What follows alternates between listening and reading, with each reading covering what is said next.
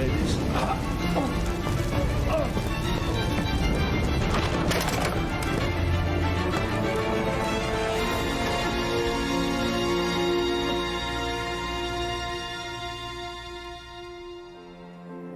Would you do that?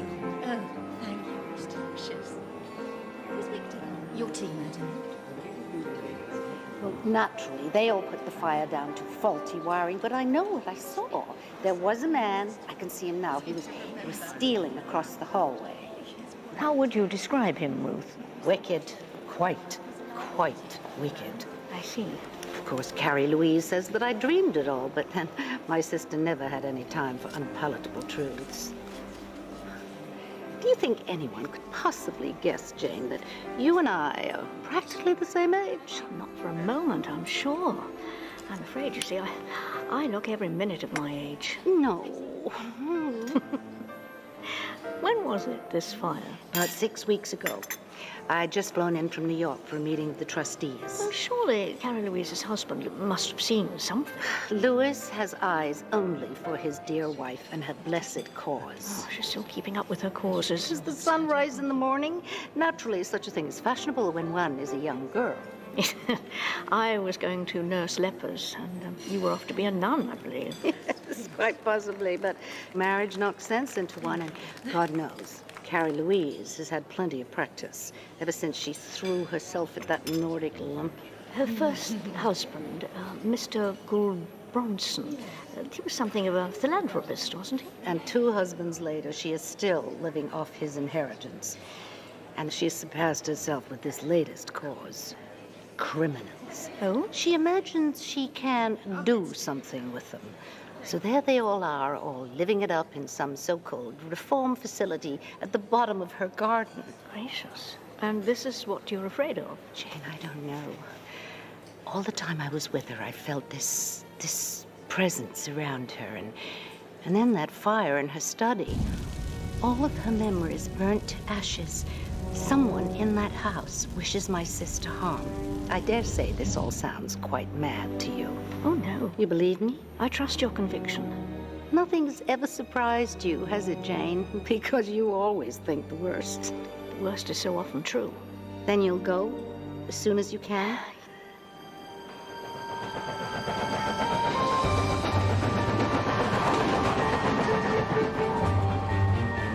Remember how she and Gould Bronson longed for a child of their own? Didn't they adopt in the end? I think I met the child. Very pretty girl. Yes, Gina. A bewitching little thing. Then, as so often happens, not long after, Carrie-Louise found herself pregnant. Now, normally it's hard lines on the adopted child, but not in their case. Carrie-Louise was so anxious to make no difference between the two that when Mildred came along, if anything, she tended to overindulge little Gina, while her natural child was left to fend for itself. Huh? Poor Mildred. She never stood a chance.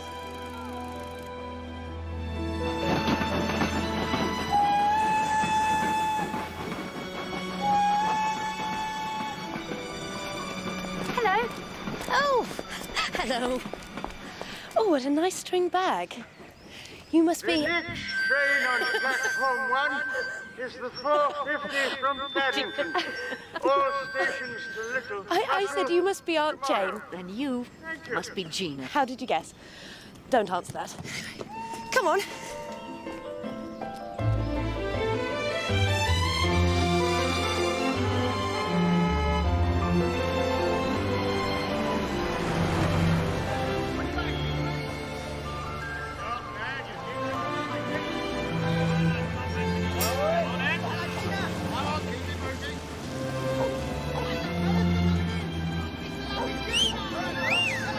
This must be the famous facility. Where Mummy keeps her young men.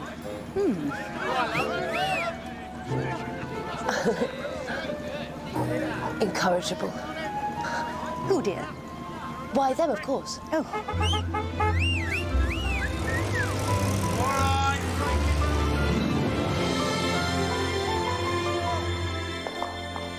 Mummy. Jane. Oh. Dear Carrie-Louise. How flesh is weak, but the spirit's as stubborn as ever. Would you take tea? I always have mine standing up, otherwise one would sit around forever, don't you think? Allow me to introduce Lewis, treasured husband and chief of my tribe. How? How do you do? Amateur dramatics. Things we do for love. I think you look quite fierce. Oh. Don't you, dear? I have no head for such matters. My daughter, Mildred. How very nice to meet you after all this long while. Likewise. I've put Miss Marple in the Fabian suite, Mum. Good thinking. Jane, this is Juliet Belliver, who's simply everything to me. Nurse, dragon, watchdog, and very faithful friend. Jolly, what's for dinner? I'm starved. As Mr. Kellogg has proven, an excess of protein in the diet excites all the wrong instincts amongst those of a criminal bent. We find barley an excellent substitute. Isn't that so, Dr. Maverick? Indeed.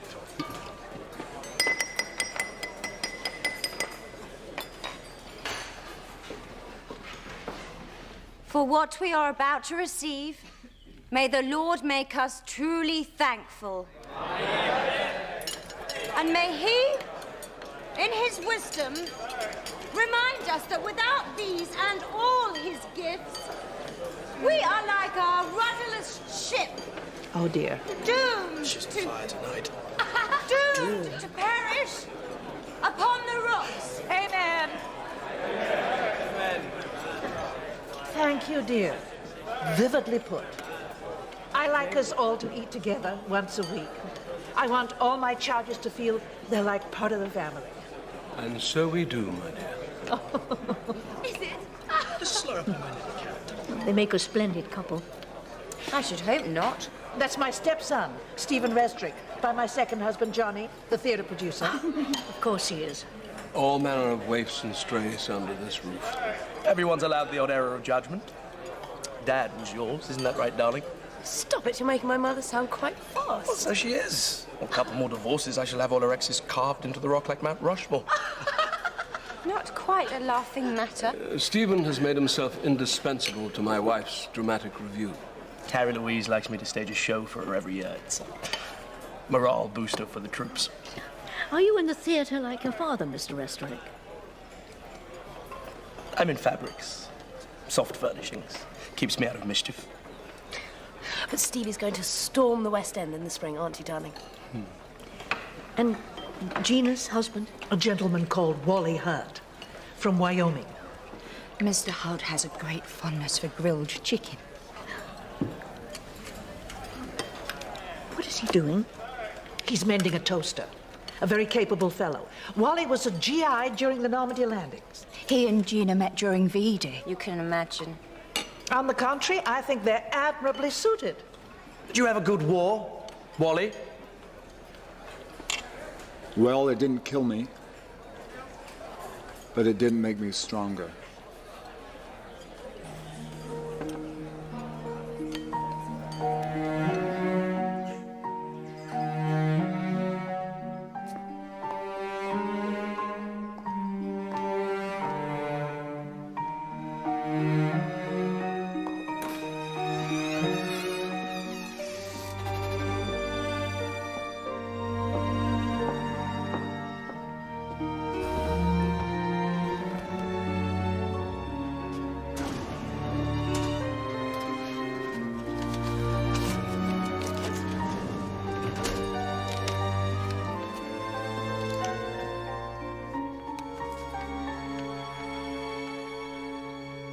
May I help you? No, no. Oh, such a pity. The fire. Oh. Quite. Set us back some months. Edgar Lawson. Jane Marple. So I gather. You work for Carrie-Louise? For Mr. Serrocold. I'm his personal secretary. Sounds terribly important. It has its moments. But... Oh? May I speak in confidence? Of course. Swear it, please. You see, I have no wish to compromise his position. Mr. Serrocold? No. My father. You see, I am in fact Winston Churchill's son. Yes, I think I do see. He does what he can, but they spy on me. Always have done. And the whispering campaign, if it wasn't for the damned whispering, do you see? Has anyone seen Mrs. Serrocold? I was just thinking the same thing. This is the second time this week she's forgotten a tonic. The woman has no head for her own safety. Mr. Serrocold! Miss Mildred!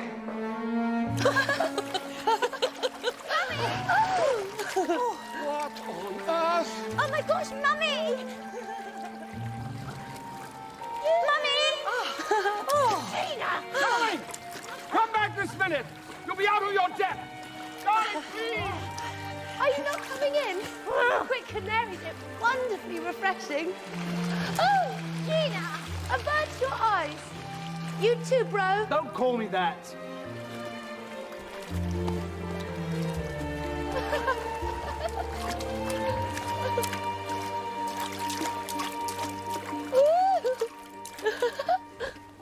What were you thinking of?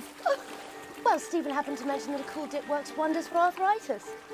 And you know Mama, always the first to the barricade. But she can hardly swim. Oh, poppycock. Oh! Happy now? Cause sufficient chaos for one evening. Give it a rest, Mill. I'm coming! I'm coming! Careful, Lewis, it does get deep there. What is it they say, Miss Marple? Blood will out. Is he an able swimmer, Mr. Serrocold? Can anyone here actually swim? Very well, landlubbers. I'll rescue them myself or die trying. You'll do no Gina, such don't thing. you dare! I say, Mildred, who are those young men? Ah! Come on! Looks like your prayers were answered, Will. Let's up!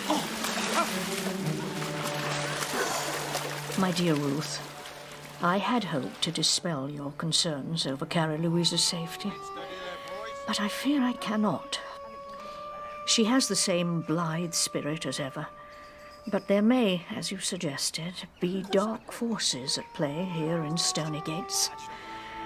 Gina is as bewitching as you say. Certainly the stepson, Stephen Restorick, finds her so, while her American husband looks away, as if indifferent.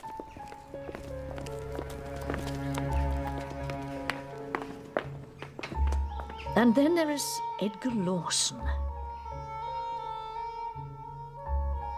He is maladjusted, certainly, but there is something else a little wrong about Edgar Lawson. Though what it is, and whether it touches Carrie-Louise, I cannot yet say.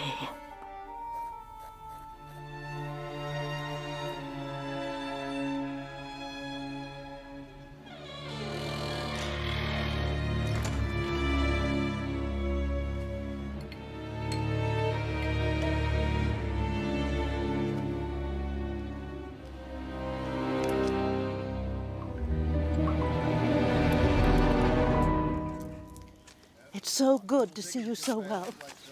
I know it's silly, but the world feels a more secure place with you at my side. Goodness, what have I done to deserve such trust?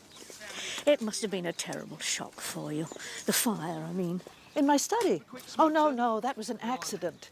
It's just, promise you won't breathe a word of this to my poor Lewis, but... Oh, the hero of the hour, Abattoir Anthony. Ma'am? 8 counts for burglary, 4 for breaking an entry, and more grievous harm than I have fingers and toes to count. But last night, this gentleman saved my life. All it takes is a little dignity, though try telling that to the Home Office. And this is Whitstable Ernest. How are your tomatoes faring? Ripe as plums, Ma'am. Care to try, madam? Oh, very nice, thank you. Mr. Serrocold happily recovered from his paddle, I hope? Oh, quite. Off to London on the first train this morning. On business, I expect. That's right. Ernest once took a great interest in financial matters. Yes, I got a bit ahead of myself, didn't I, Mum? He used to invest other people's money without their permission. Still? Fella needs something to look back on as he matures. You have green fingers, I see. Thank you. And happily free to use them. Lakeside view, nice bit of garden. Can't think of a more pleasurable way to unwind. Put like that, I feel I might join you. Well, there's always room for one more. Mrs. Serrocold? Jolly? There's a gentleman to see you. Oh? I'll be along in a moment.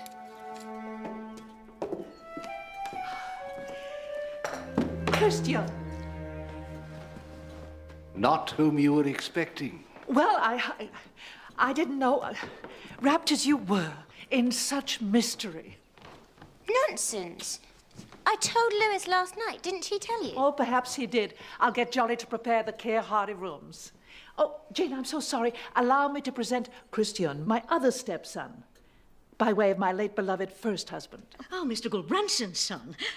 I see. Well, I think I do. Madame. I hope you won't be deserting us too soon this time. Well, At least stay for the weekend. I was hoping to have a word with Lewis. A business matter. All very tedious. Well, he's not here, so you'll jolly well have to wait. So much the better. Come, let us show you the garden. Such a lovely day. They might have consulted me. Mr. Lawson? I'm Mr. Serrocold's personal secretary. Ergo, Gulbranson should come to me if it's also urgent. Indeed. They take me for a fool. But I know. That's the point. What do you know? He has the devil in him. Oh, Mr. Gulbranson? Or your father? Just you wait and see. Leave her alone. Spying on me? Then you see the old dame wants some peace? Go on, split. Gladly.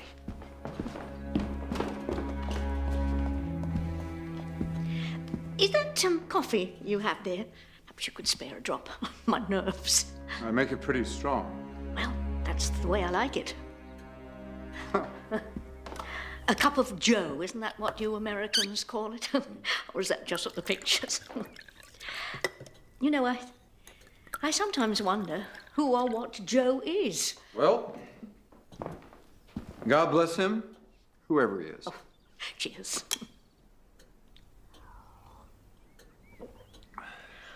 You know, when I look out on all this, I'm beginning to feel a little homesick for my hostas. Oh, you and me both. You have hostas? Oh, no, I, Oh, homesick. yeah. Well, there's only one known cure for that. Try telling that to Princess. Oh, you must see. Come on, please. What have I got to give her? 2 crummy rooms in a gas station.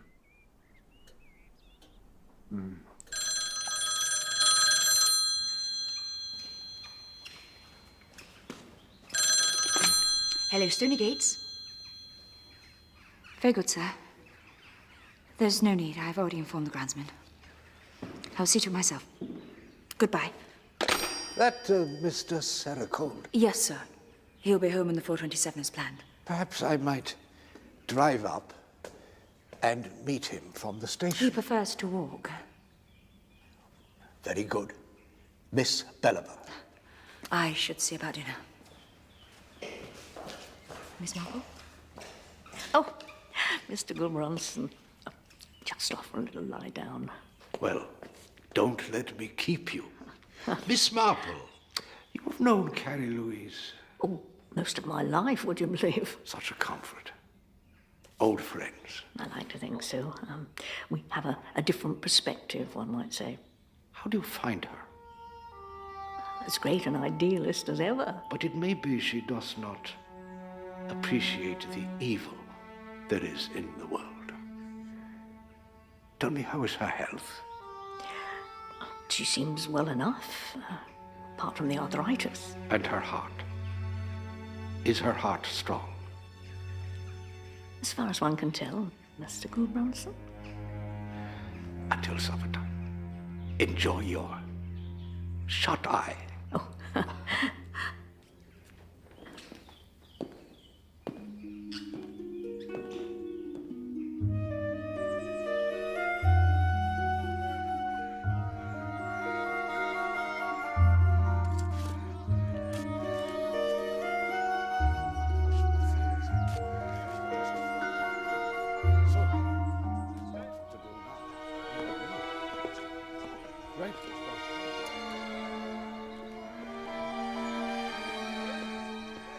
Wait.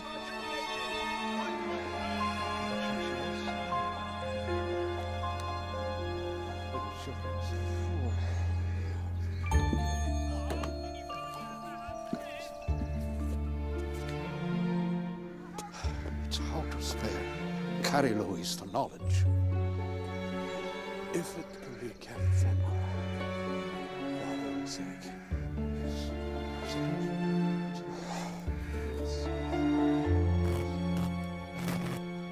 Oh, dear.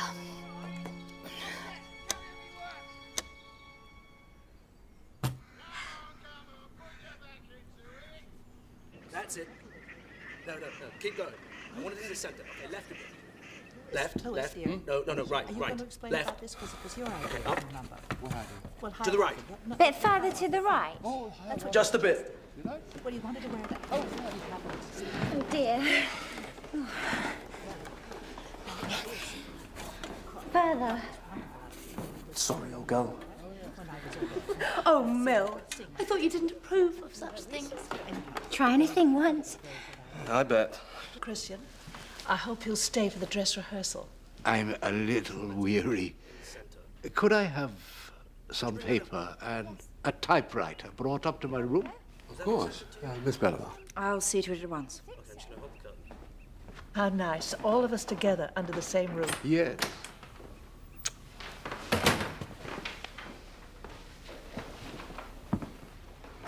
Could you give me a hand with this? Where's your Mr. Lawson run off to? Edgar? Oh, I don't know. Night off, I expect.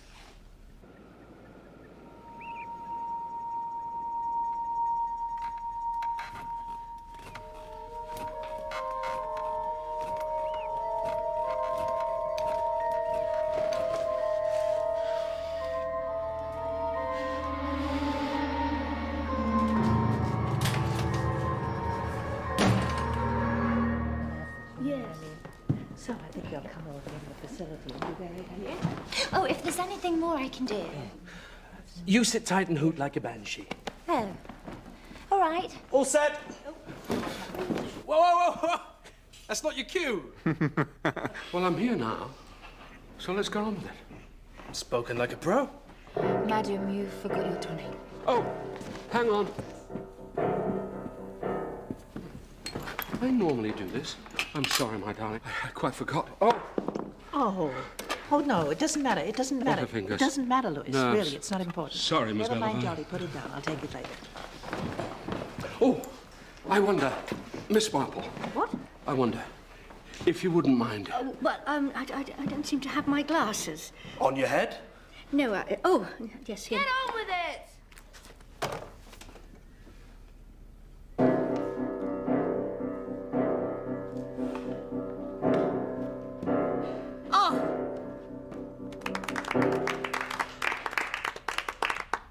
I have traveled far and wide to... I believe it's to hail you. Hail you. To hail you from the great gods of our tribe. Dear me. They say that I, Big Chief Running Bear, must brave all for the love of my dear. Third and finest, Lewis? What? Third and finest. Oh, quite. Sorry. My third and finest squaw, Summer Rain. Oh, Gina, you look lovely. Good grief. That's a lovely dress.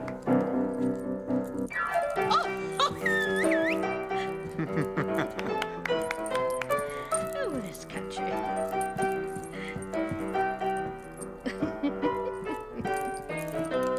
Here we go. Her beauteous eyes, most pleasantly framed. Oh, bravo. Most eloquent, Stevie. Edgar, sit down. Oh, Not again. Wiring's on the blink. I'll go and check the fuse box. Oh, good man, Wally. Well, what now? Shall we carry on, Master, or... Careful! Oh, steady, Eddie. Something wrong, Edgar? You dare to ask me that? Calm as you like when He's got a gun. It's just a toy. He's playing. Got your attention now, have I? Everybody focused. Come on, Very old dramatic. man, that's enough theatrics for one night. I want the truth, and I want you all to bear witness. To bear witness. Be quiet, will you? Witness. I'm serious. Stephen, that really isn't helping. Oh, Edgar, you're scaring us now. Look at you standing there. You're pathetic. Somebody All please these get weeks Wally. Chasing your every whim like some grubby little... He's only got to lock the bloody door. Put the gun down, Edgar. A nod here, a smile there. Thank you, Mr. Serrocold. Edgar. Shh. How many sugars, Mr. Serrocold? Tea sweet enough for you, Mr. Serrocold? Somebody do something. Oh, don't Say be something. silly. He's harmless. Anything at all? Can you say Don't that? just stand there with your mouth open. Give me that gun. Don't move! Oh, Mr. Lawson. Don't you think that you might be more comfortable inside? Nobody move! All this time, it was you. Whispering and plotting. Edgar, please, this is madness. You promised to help me. Edgar, enough. More fool me, eh? Never trust anyone. At least not in this den of... Look at you! We ought to ship the whole lot of you off to your precious facility and see how you... I told you not to move! Come here! It's all right, Edgar. Come here! I'm On not your knees! going to hurt On your you. knees!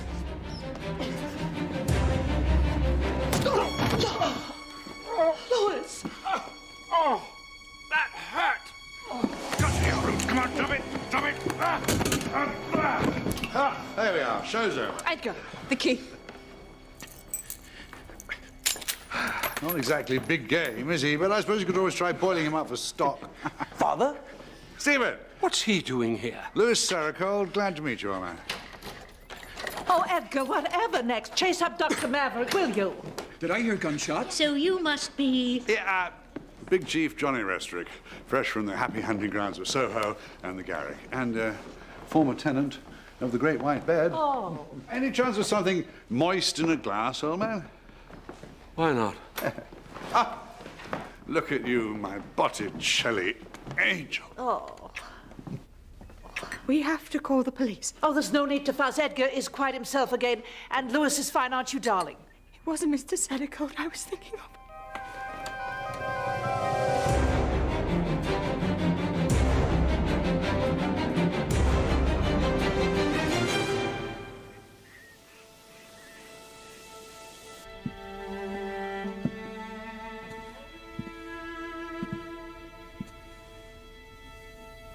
He was always so precise about his appearance.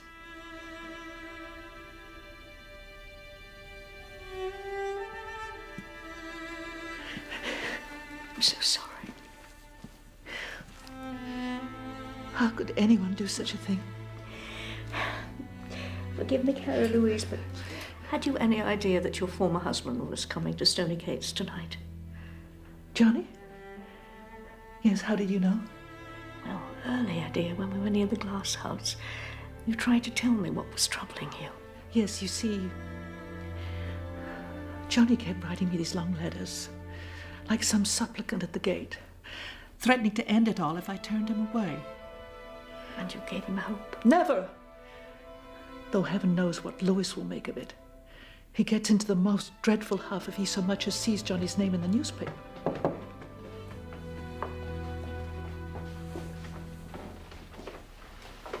Mrs.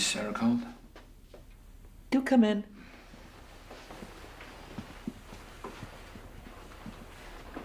Inspector Curry. Ma'am, my assistant sergeant mate. Your stepson, I gather. That's right. By my late first husband.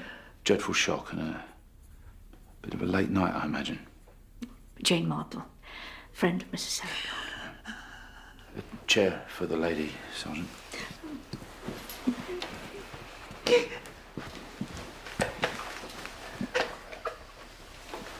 So, let's see if I've got this straight. Deceased arrived today on a pressing matter of business with your husband, Mr. Lewis Serrocold.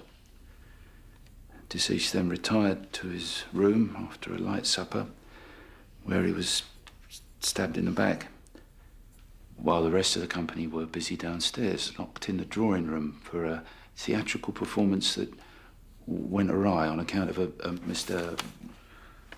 Edgar Lawson. That's correct. Nothing to concern you there, Inspector. A momentary aberration. One of your convicts, is he, this Edgar Lawson?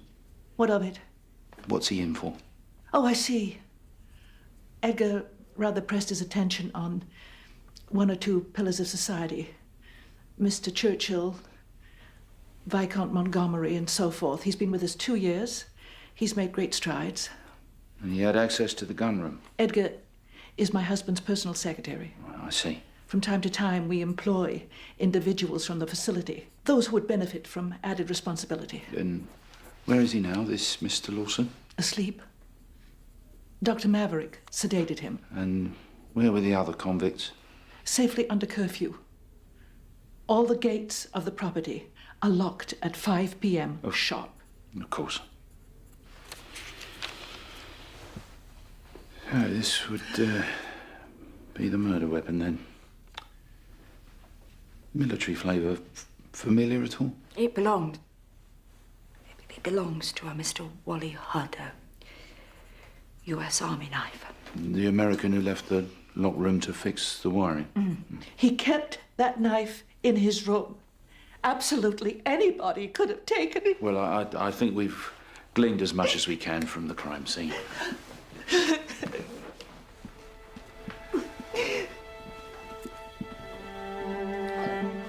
I'd like Gina to see me to my room.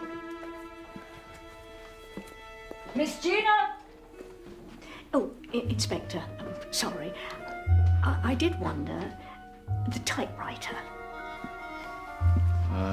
Was an Imperial good companion? Unless I've got my evenings muddled, I seem to recall the late Mr.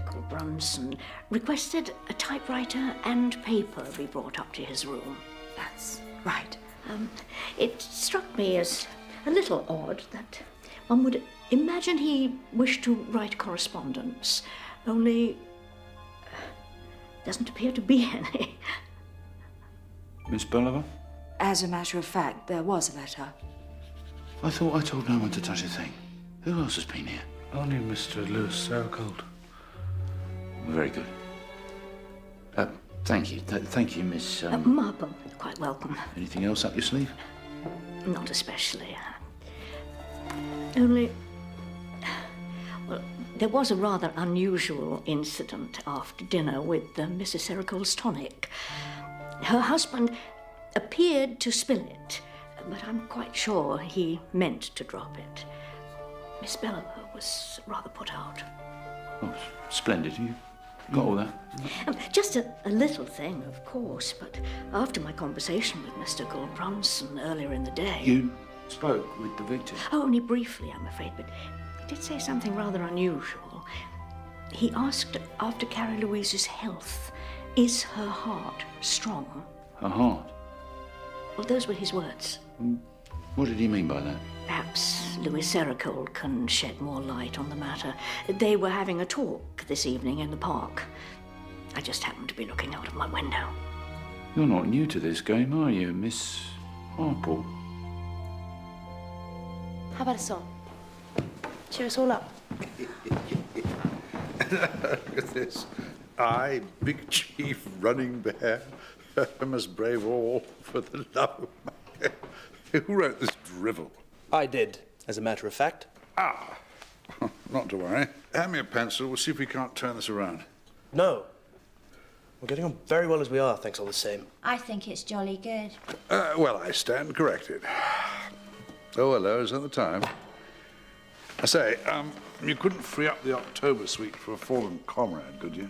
He's not sleeping in here. No choice, old man. Copper's orders. Very well. I dare say we can accommodate a gentleman on Skid Row. That's more like it. Miss Bolivar, will you deliver our guest to the facility? Thank you. What?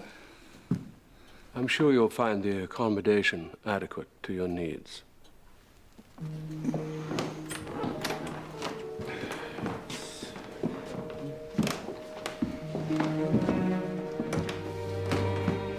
Quite correct on both counts.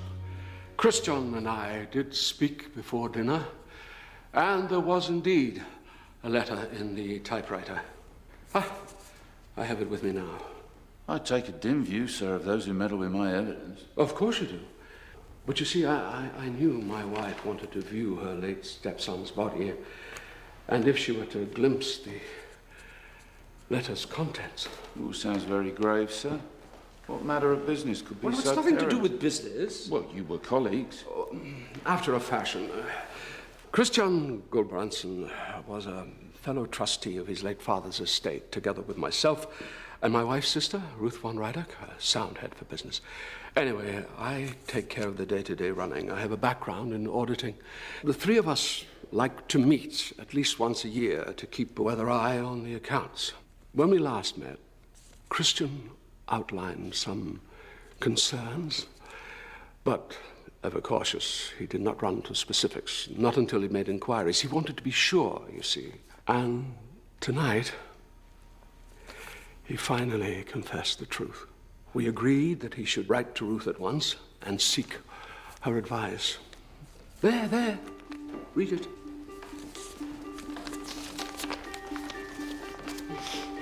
Dear Ruth, a crisis of extraordinary gravity has arisen, and I am at a loss how to deal with it. I know how your deep affection is for Carrie-Louise and how grave your concern for anything that affects her.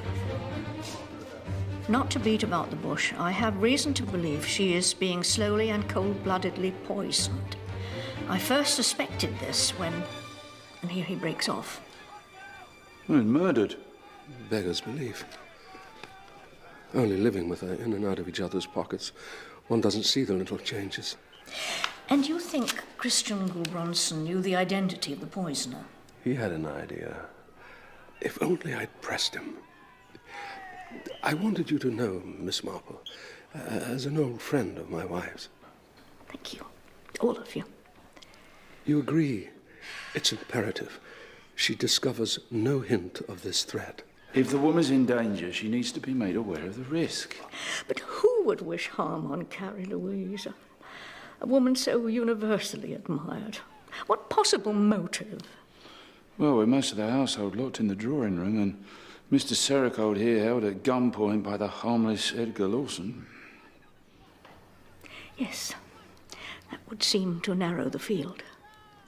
If I could just... Thanks.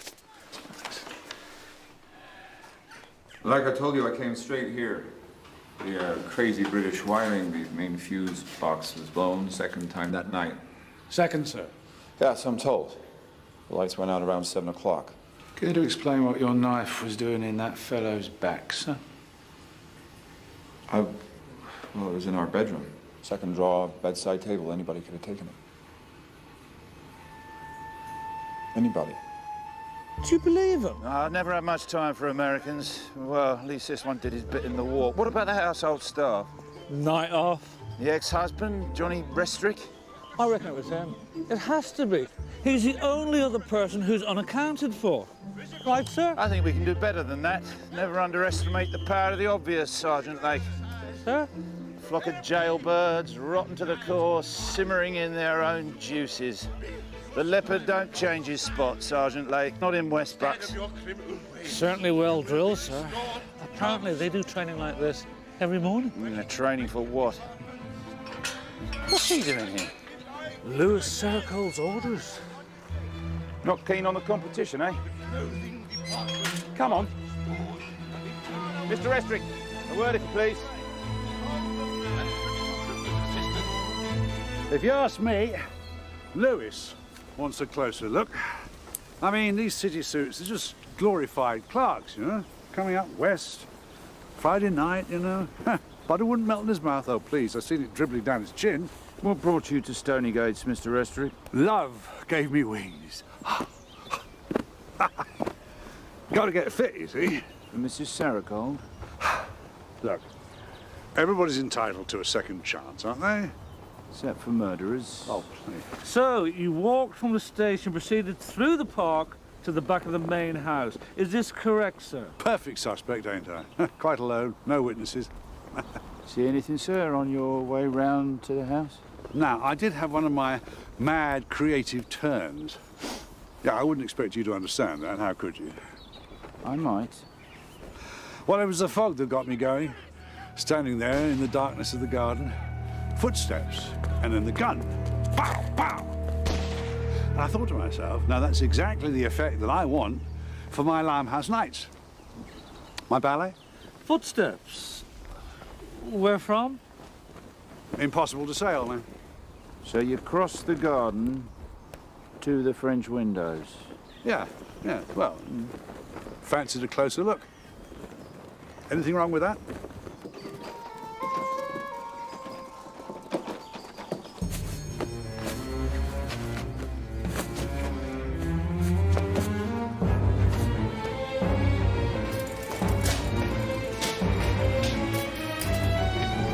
I blame myself. Christie dead, and now Gina's young American. You think Wally might have committed the murder? I don't know what to think, but sometimes I wonder, the way she rushed into the marriage, was it for want of a mother's affection? If I'd been less consumed with my own work, if I'd given more time, more energy, for a child needs to feel cherished in the nursery, doesn't she? Or she'll never come to know her own value. Above all, an adopted child.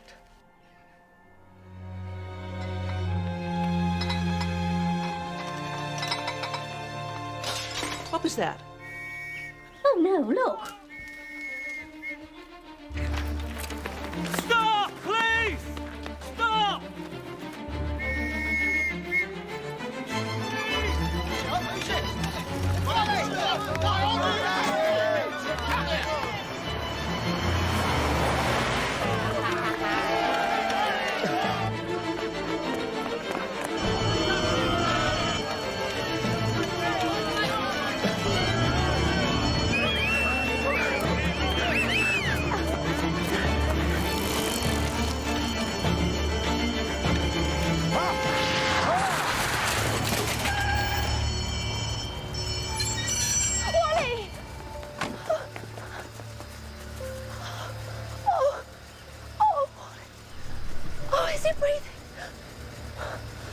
Are we there?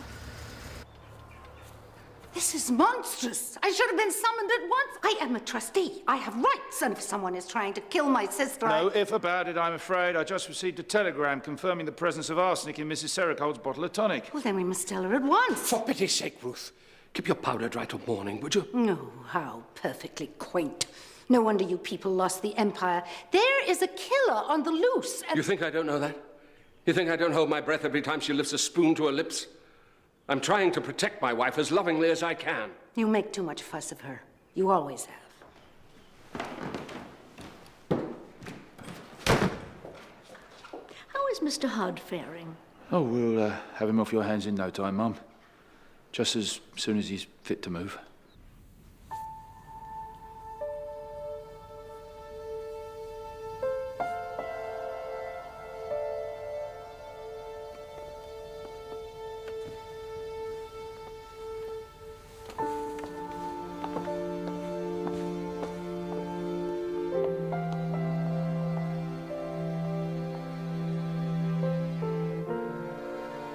How would I know what he's been up to?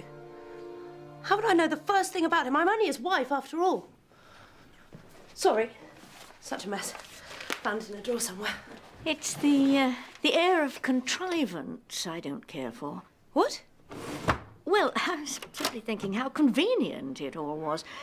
There we were, in the drawing room, safely under lock and key, at precisely the moment when... I take your point, but if there was no other way out... Wally! No!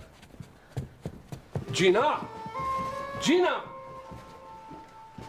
Don't you dare, gentlemen! Don't you dare! Get away from him! Young lady! Get away from him! I will not take him! You can't take him away! I have something very important to show the inspector! Let go of me! What fresh hell is this, eh? He hasn't... Gina, please! Please! Let go of me! Let go! Get off him! Gina, please, calm down. He hasn't done anything! Go back inside. Now, young lady, what was it you wanted to show us? Any one of us could have left this room to murder poor Christian. There, you see?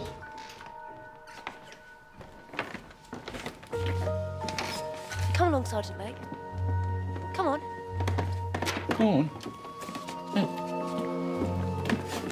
This way, Inspector.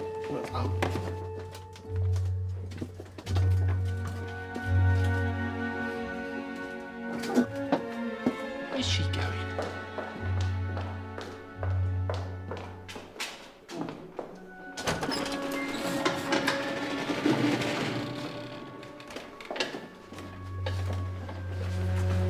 Sherlock matches. Recent, I should say. Interesting smell. Diesel? Possibly. So you see, Inspector, any of us could have done it.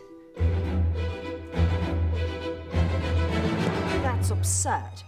Once Mr. Lawson started firing, we were all frozen to the spot. What, nobody moved? Everyone present and correct throughout Mr. Hudd's absence? And I want you all to bear witness. Absolutely. But the lights were out.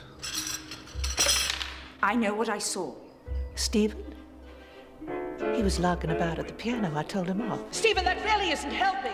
No, Stephen went for help. All these weeks typing your letters. It's only gonna lock the bloody door. And, where did he go after that? I couldn't honestly say. And young Mrs. Hudd? Gina. She was with me, just behind the others. Are you quite certain of that fact?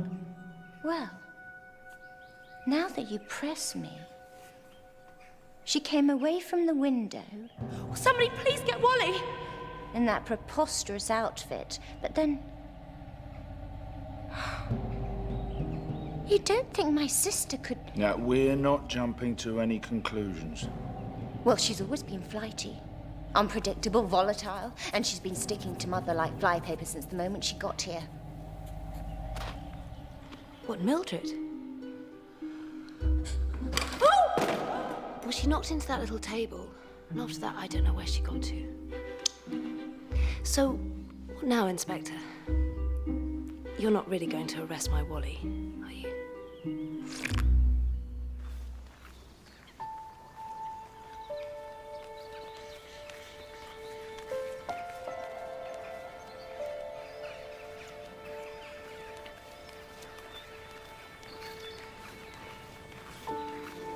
What are you doing out here?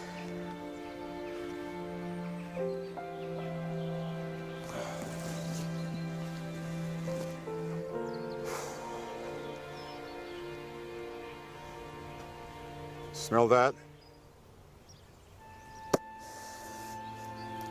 Giant redwood.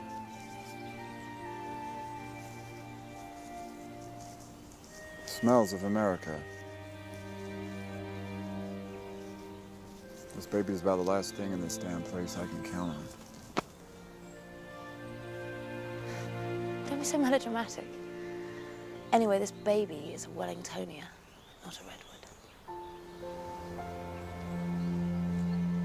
Same difference.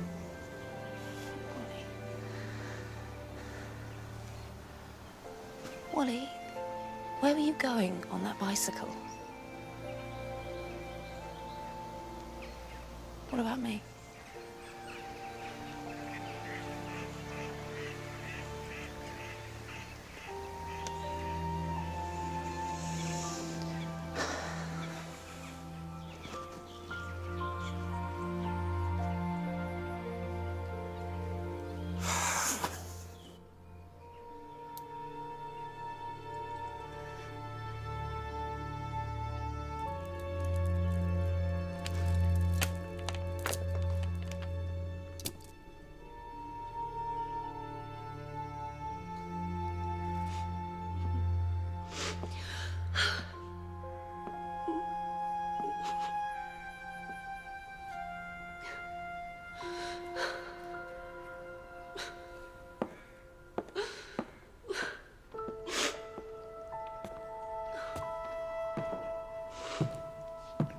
Darling, what are you doing?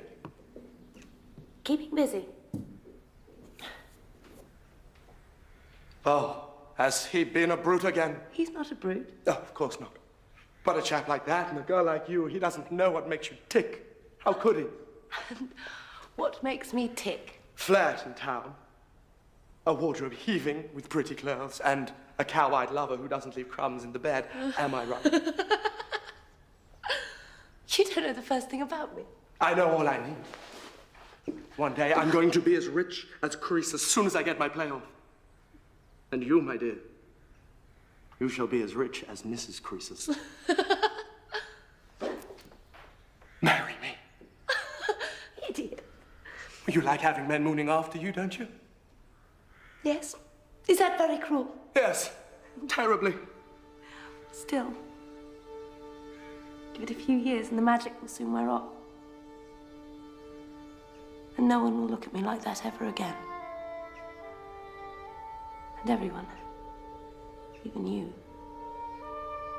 see how truly rotten I really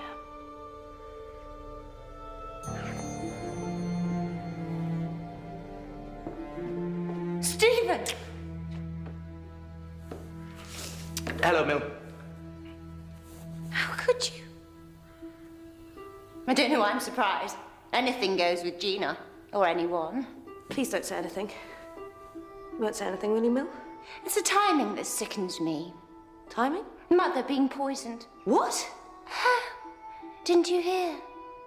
With arsenic, apparently. Give it a rest, Mill. Mark the air of tragic surprise.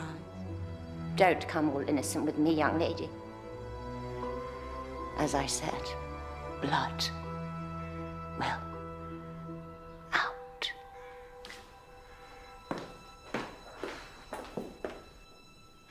Who had the most to gain from poisoning Mrs. Serrocold? In the event of my wife's death, the estate is to be divided equally between her daughters Gina and Mildred, and in addition with 10,000 for her companion. Miss Bellever. And a further 10,000 for young Stephen. No end of motive. And yourself, sir, if you don't mind me asking? Oh, Lewis is rolling in money of his own. Not quite how I put it. The paperwork looks rather new. Yes, my wife had the will rewritten 6 weeks ago. On account of the fire? That's right. Anything altered? Well, only the extra funds for Stephen. I wouldn't read anything into that. I think my wife was rather concerned when his latest musical project went south. And did Stephen know this? Did he know about the extra cash? I believe my wife did tell him. Mystify him. He's miles away. Miss Marple. I'm so sorry. I was thinking about Edgar Lawson and how very odd it was. Go on. Well, he has a complex, if that's the term, to do with his father, Winston Churchill, Viscount Montgomery. And I'm sure there must be some sad story at the root of it. A child without a name, probably mothered by some street girl. Ruth, you know nothing about the case. I don't need to. It's called feminine intuition. Isn't that right, Jay? Perhaps it is, although I do wonder why turn on you, the one person who has done more for him than anyone else, and why that night, at the very moment of the murder. Odd, as you say. But it's more than that, isn't it?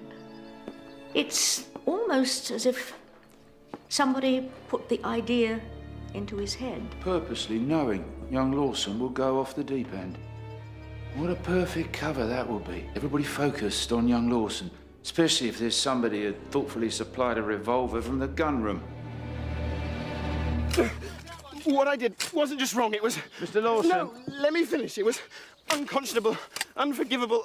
After all he's done Mr. for me, Lawson, it was... are you chipping those potatoes or what? As I say, the fault was on my head alone. Arrest me if you like, I don't care.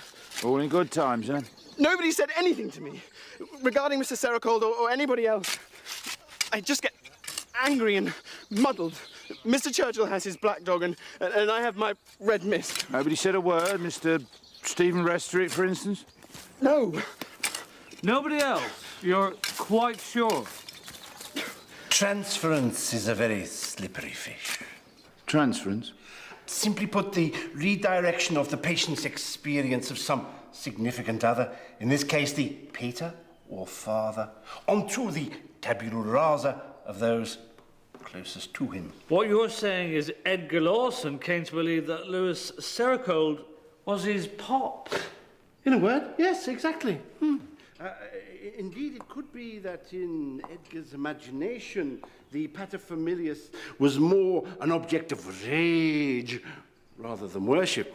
In fact, this spy of whom he constantly talks, always watching, whispering, could simply be a representation of the absent father. So, round the twist, was he? No, please, Inspector, never use that term, no. Besides, up until the last few weeks, one was making great strides with Edgar. Where were you on the night of the murder, Dr. Maverick? I was here, in the facility. I've made a note of my movements with approximate timings.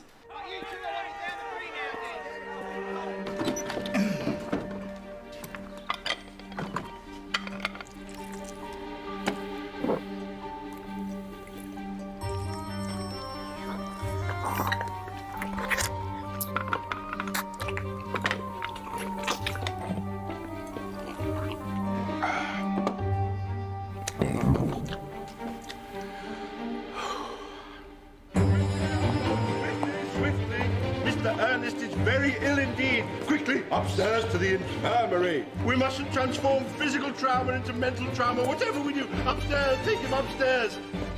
Madam.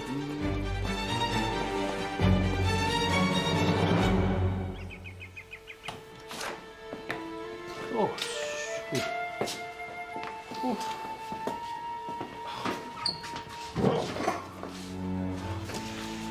What's it?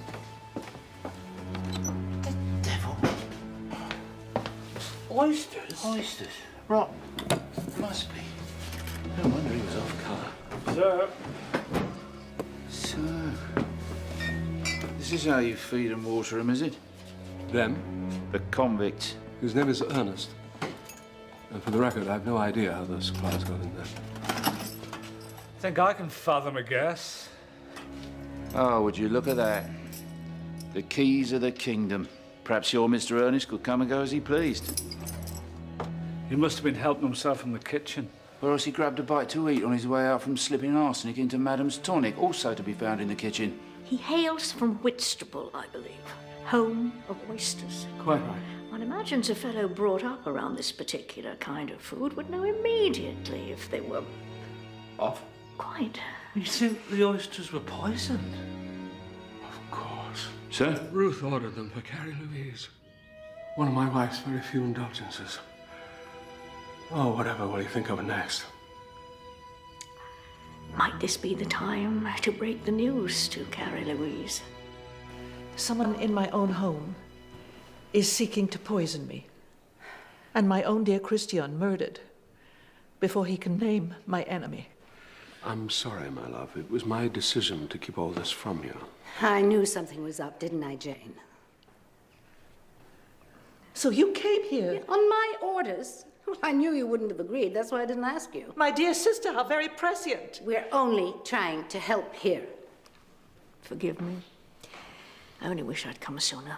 Indeed. And how is dear Ernest? Unconscious, but alive, thank goodness. The poison needs to work its way through. Well, that'll teach him to keep his thieving hands to himself. Provided he lives long enough. Oh, come off it, sis. If you really want to reform these people, there are simpler and more economical ways of doing it. And that's your remedy for a broken world? Let them eat arsenic? Darling. Well, sometimes I feel she wants everything I do to fall apart, so she can prove that the world is as savage and heartless as she is. Not interrupting, I trust. Not at all. I was just leaving. Ruth, you've only just got here. Madam, I gather you ordered in several crates of oysters for tonight's supper. Yes. Have you seen the filth they serve in this place? Beige, beige. Everything's beige. I would ask that nobody leave this compound. Oh, don't be absurd. Would you mind seeing that my bags are brought down to my car, please? Thank you. I may,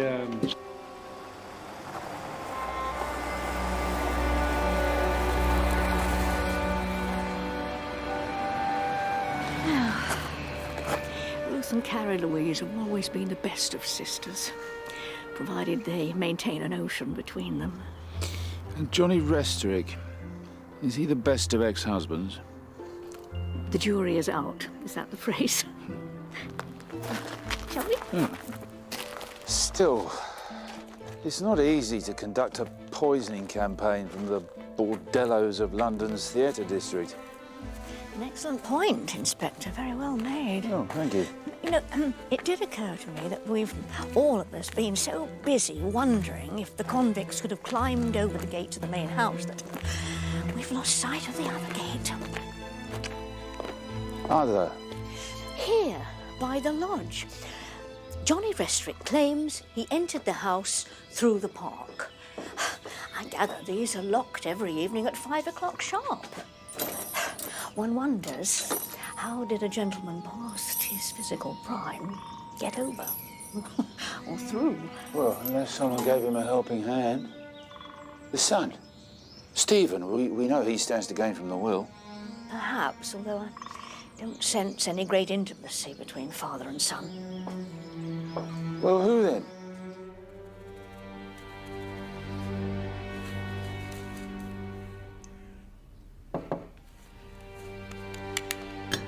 It was the phone call that struck me. No need. I've already informed the groundsman. I'll see to it myself. Goodbye. Is that Mr. Serrocold? Yes, sir. He'll be home on the 4:27 as planned. If I may presume, Inspector.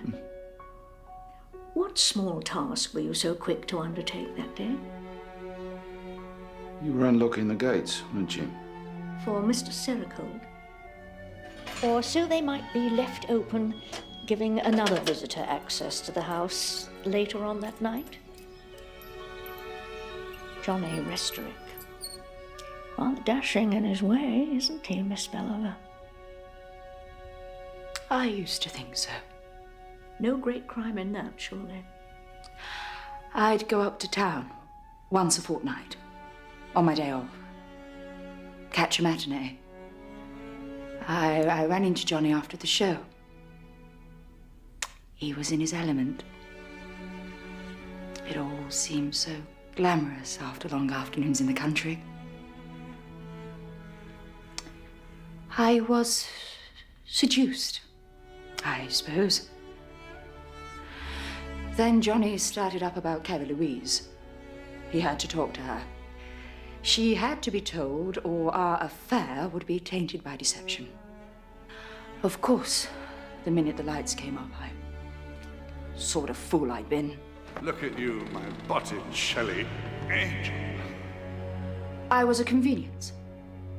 A ruse for Johnny to get back in with Carrie-Louise. His vanity wouldn't allow it, you see, for her to be married again. He couldn't bear to be left behind. Did Mr. Restrick persuade you to put poison in Mrs. Serrocold's tonic? I would never lay a finger on Mrs. Serrocold. Never.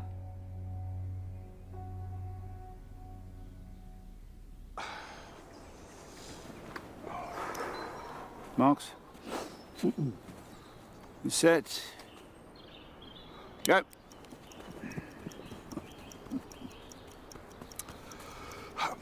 Look, I'm devoted to Carrie-Louise. What do I want to bump her off for? And with arsenic, of all things. Personally, I've got a weakness for curare, a much underrated poison. Give it some backbone, Sergeant! What's all this in aid of, anyway? Just trying to get my facts in order. You were standing here when the first shot was fired, correct? If you say so. The question is, from the moment the lights went out in the house, how much time does a gentleman need? For what, exactly? To enter the house, slaughter poor Mr. Gulbranson, then out again, ready for your grand entrance at the drawing room. See? 1 minute, 7 seconds. Murder is a lot quicker than people generally imagine. I'm not half as quick as your sergeant. More state of his lungs. Well, it's hardly scientific, is it? I mean, you don't even know where I was standing. You've only got my word for it. You might be in love with her, but you'd rather see her dead than happily settle with Mr. Serrocold, eh? You're worse than Dashiell Hammett. Time to make track for the facility. The curtain goes up in 15 minutes. You're not seriously going ahead. The show must go on, apparently. Oh, Lewis. Lewis, this is hopeless. Oh, don't worry, my love. The Cherokee will take it on the chin. There, Edgar. What do you think? Very smart, sir. Now for the pièce de résistance. Where's Gina? I haven't seen her all afternoon. She's getting ready in her room. She was muttering about a Catherine.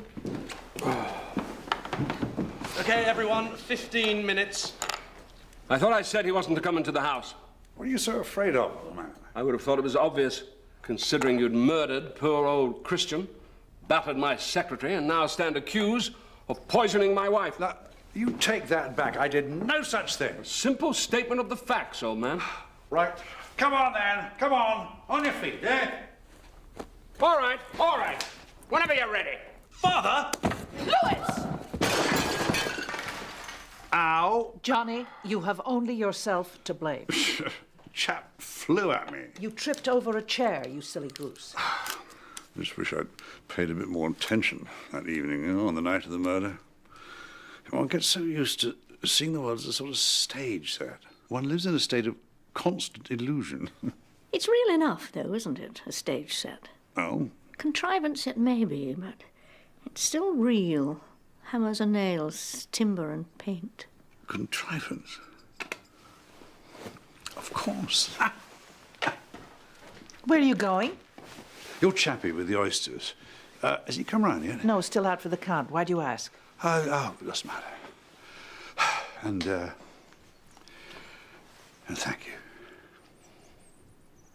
What for? Would you look at these nails? Just look at them.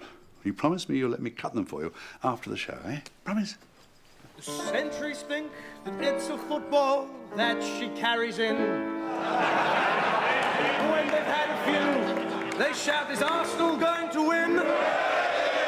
They think it's Alec James instead of poor old Anne Boleyn. With her head tucked underneath her arm.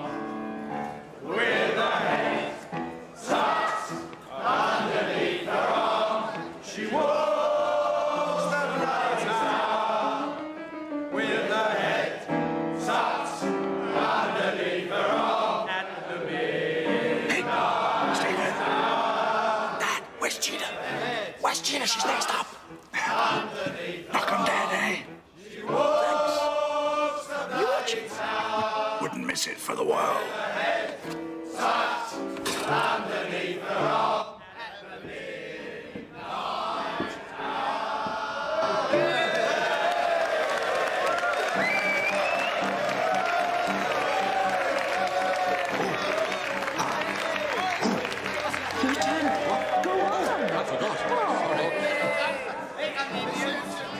Where's my squaw? Ready when you are. Let's try me you then!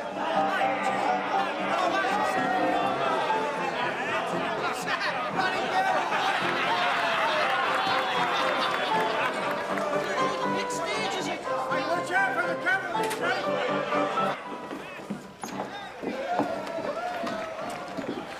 Lewis! Lewis!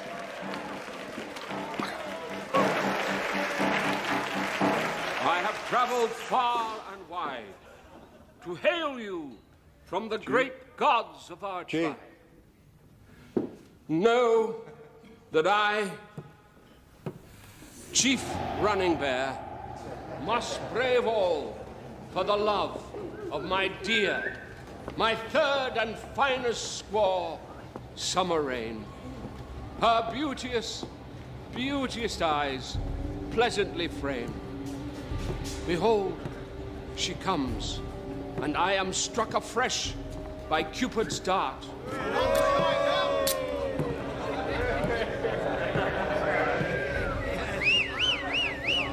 She haunts my every wish, my thoughts, my...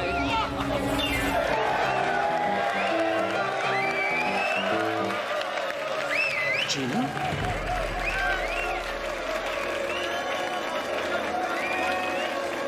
Catherine.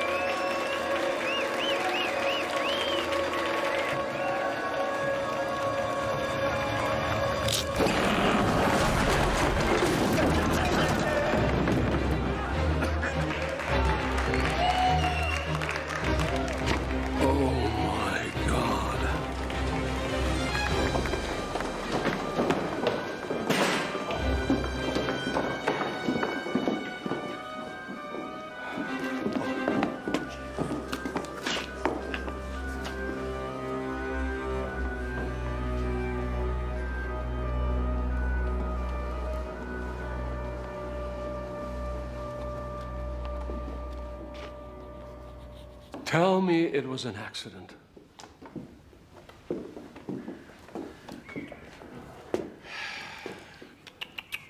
See? Severed. With a blade, I should imagine. Still, there is one silver lining. What's that? At least this time, my sergeant and I are among the witnesses. Yes, yes, of course. Any known contact between the two victims prior to the murders, Mr. Serrocold? Johnny and Christian? None that I'm aware of. According to some of the inmates, Mr. Restorick did hit it off with Whitstable Ernest, so-called. Did he? Co-conspirators. So Johnny had two insiders helping him get revenge on the ex. The convict and the Belleville woman. And that's just the ones we know about.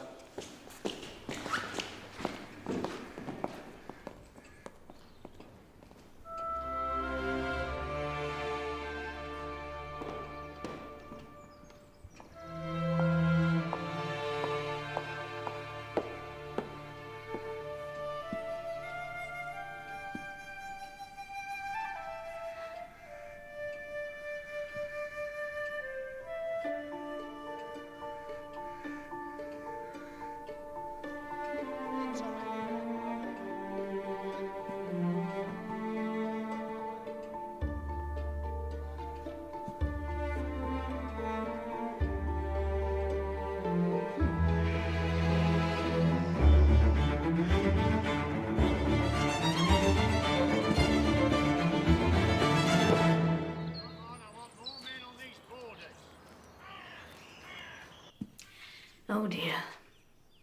What is it, Jane? You're not standing for your tea. No. Not today. Poor Johnny. My favorite mistake. Would you tell me about Catherine? Who? Catherine Ellsworth. The murderess. Hanged 4th of September, 1927 in Portland. Mrs. Ellsworth, found guilty on 3 counts of poisoning with arsenic, wore a simple dress of printed cotton on her final journey to the gallows. She spoke only to decline the offer of prayers. Where did you find that? In Gina's room this morning. Catherine Ellsworth was Gina's birth mother, wasn't she? Yes. And the same urges can be seen in the daughter. I told her, Gina is our mystery poisoner, and last night's ridiculous carry-on with that blonde hairdo, making herself look like that murderess to upset Mummy, was nothing less than a public confession. I admit I'm at a loss to know how Gina came to learn of all this. Perhaps someone put the newspaper there for her to discover. That's impossible. No one knew, not even Lewis. Only myself and Mildred. Mildred? How could you? She's your sister.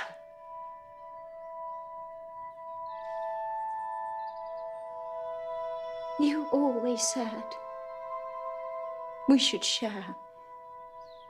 Well, she won't. She won't share. She never did. Not you. Not anybody.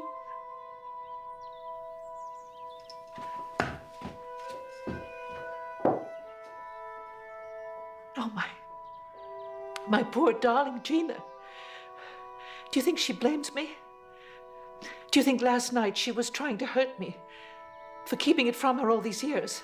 Or hurt herself? I must go to her, speak to her. Carrie-Louise, perhaps you should speak to them both. Together, perhaps you can lay this particular ghost to rest.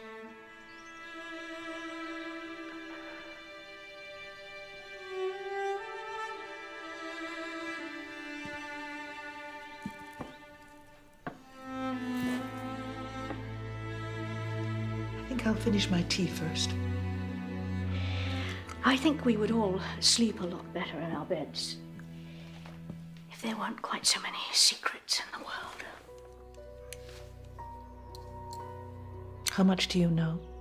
If I was quite sure. Oh, I think you're sure. What do you want me to do? The only thing you can do. Talk to the inspector. Just as soon as I finish my tea.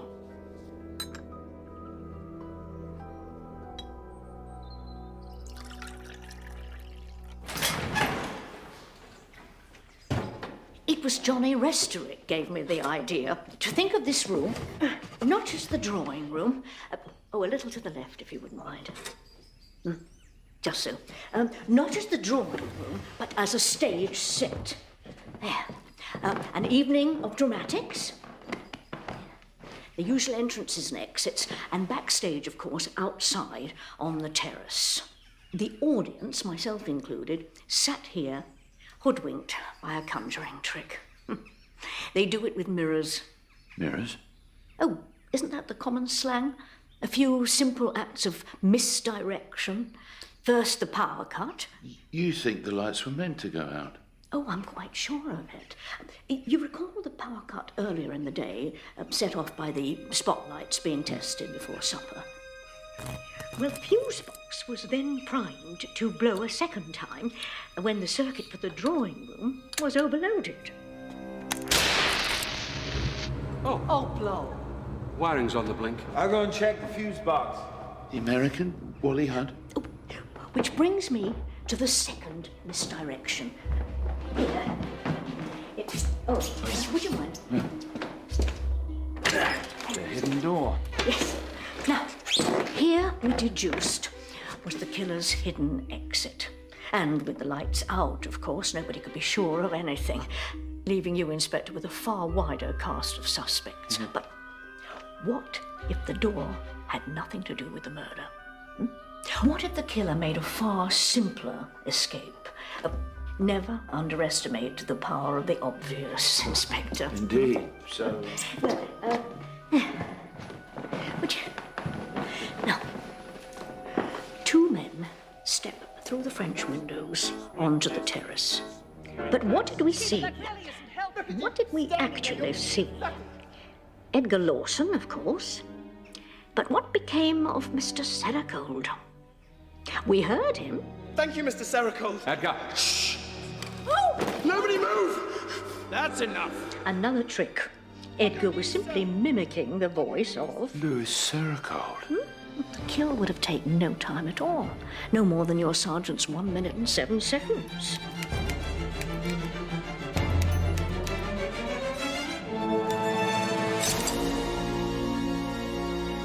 Why? I never saw a man so devoted to his wife. Quite. But how do we know there really was a poisoner? Look at the evidence. Carrie-Louise's arthritis was coincidence, nothing more. And her tonic, mixed at the 11th hour with a very few drops of arsenic, intended not for Carrie-Louise, but for you and your colleagues to discover. A few words were then added to the letter when Mr. Serrocold looked in on the body. I have reason to believe she is being slowly and cold-bloodedly poisoned. I first suspected this when... And the meaning was quite altered. So there never was any plot to poison Mrs. Serrocold? No, Inspector. And I'm sure Johnny suspected as much. Hence his rather odd desire to trim Carrie-Louise's fingernails a few minutes before he died. A sample of nail clippings would have soon proven there was no arsenic in her bloodstream. But how could he possibly... But there, in the garden, on his way up to the house, he had a glimpse backstage, as it were. Even through the fog, gunshots and footsteps. And when Johnny befriended Ernest at the facility, I'm sure he began to piece together the hidden story behind the poisoning hoax. And as for all those treats in Ernest's room, a single malt whiskey, the keys, the oysters, they weren't stolen. They were gifts from Lewis Serrocold. Grateful tokens to a man whose rare talent for fraud and embezzlement had helped restore the fallen fortunes of the Gulbranson Trust. But why? An upstanding gentleman like that. The things we do for love. Wasn't that the way you put it, Mr. Serrocold? Quite right. Jane. Christian Gulbranson had discovered your slide into financial corruption and sought to expose it. Only his affection for Carrie-Louise gave him pause. Was her heart strong, you see? You must have known he was on to you the last time Christian came to Stony Gates, when the trustees convened 7 weeks ago. That's when you conceived your plan, wasn't it? First the fire, started not by faulty wiring, but by your accomplice, Whitstable Ernest, concealed behind a hidden door.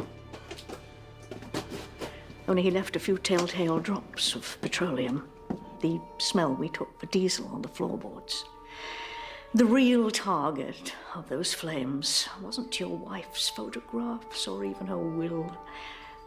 It was the accounts records housed in the filing cabinet. It bought you some time, but you knew Christian couldn't be put off forever. And so you were ready to silence him when he next came to Stony Gates. The reform facility ate up all we had. The buildings, the endless privileges. It was the only way. I poured everything into it. The trust. My own fortune. It was a last resort. You see that, don't you?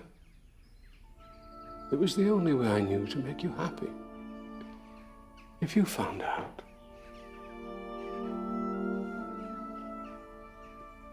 You didn't have to prove yourself to me. With Johnny Rastrick waiting in the wings. Johnny? I saw his letters to you. The man was unstoppable. No, you were my husband. You knew a little, didn't you? I wondered when Johnny... Oh, his new friendship had to be scotched before Whitstable Ernest let something slip. The arsenic and the oysters kept Ernest out of harm's way. And Johnny? A spontaneous killing, I would wager, as he stood under the path of that lighting apparatus. Waiting for a word with the leading man. You were on stage all the time. If it wasn't you...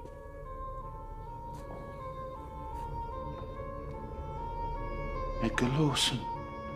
Father? Edgar! Sergeant! Edgar! Stop!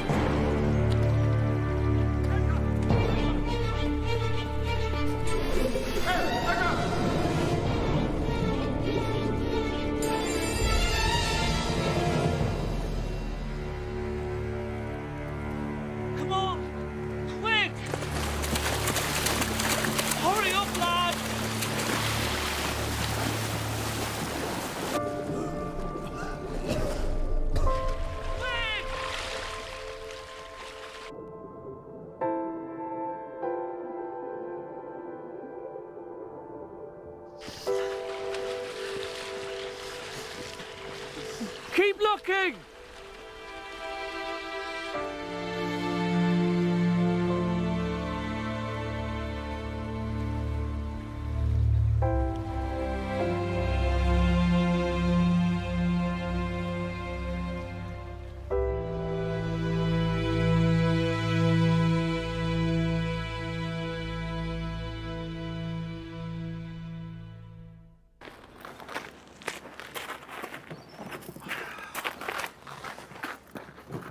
Did you know?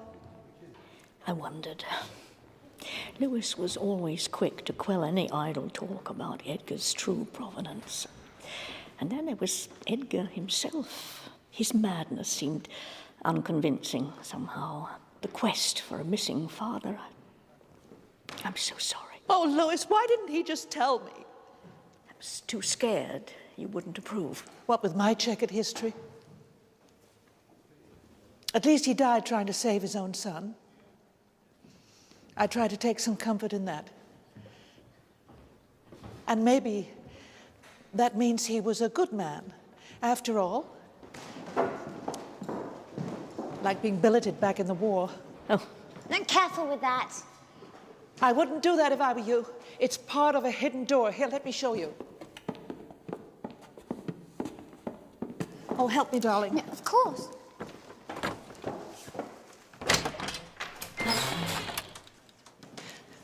So clever. Come on, Jane. We're late enough already. The flight leaves at 4, and apparently the pilot refuses to wait. Of course. Are you sure you won't change your mind? Manhattan is fabulous at this time of year. Quite sure. Thank you, Ruth. Damn British wiring.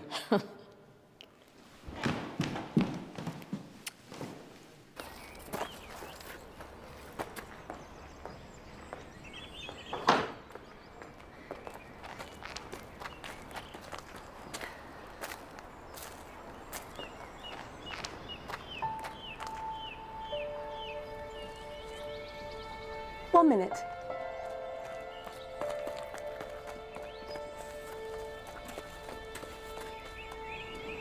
Damn! Wally! Where have you been? What are you doing here?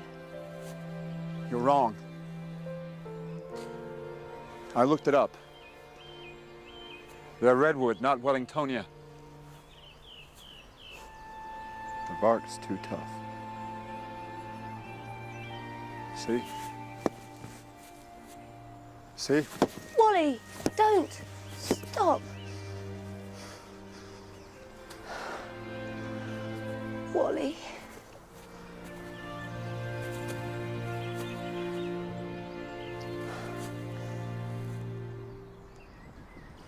Now you've got me started. Wally,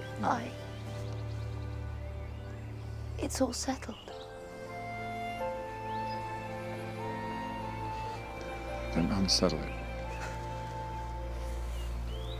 What? Why do you always do that? I'm sorry. Laughing when I'm trying to say something. I just can't believe you still want me. Don't you get it? There was never, not a single moment when I... When you what?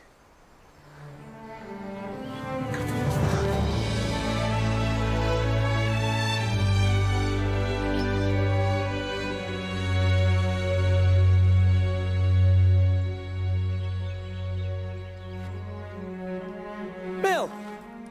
Sweetie, you look just the ticket. Do I? Fancy a spin?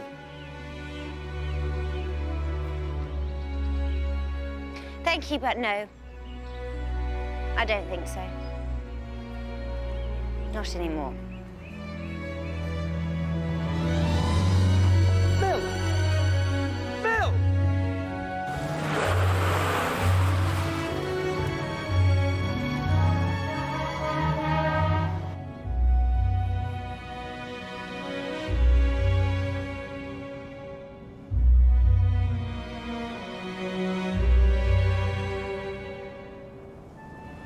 My dear Aunt Jane, I wanted you to know that we seem to be prospering after a fashion here in Wyoming.